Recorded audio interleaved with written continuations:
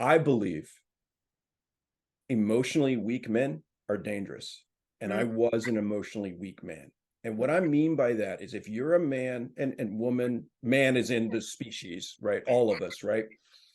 If you're emotionally weak, not only are you unpredictable, mm, but you've got all these trauma loops that you're not seeing through. You're not seeing the world as correct. So you're going to do things that are going to be perceived by an emotionally fit person as absolutely irrational. I know I did them.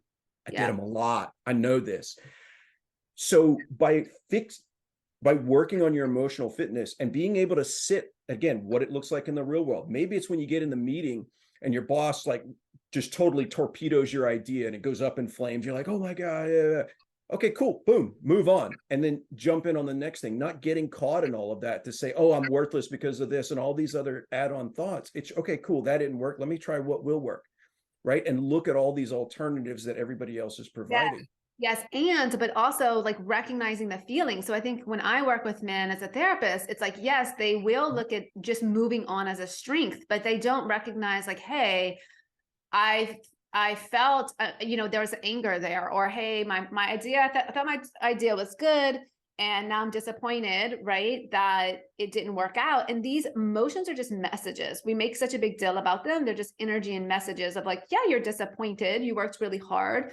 Disappointment is about something important to you is lost, but we make such a big deal about sadness and disappointment and vulnerability like it's weak. So we go, I'm not going to feel, I will be a robot.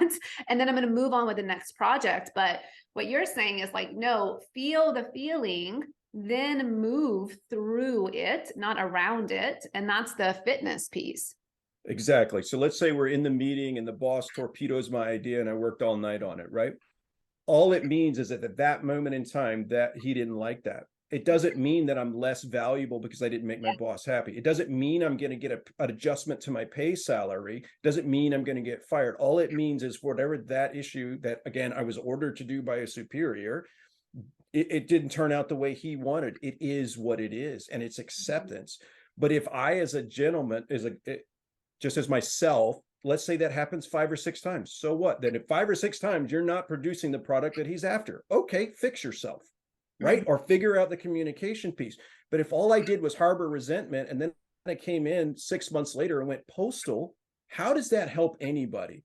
All Sure. it does is prove that emotionally weak men are dangerous.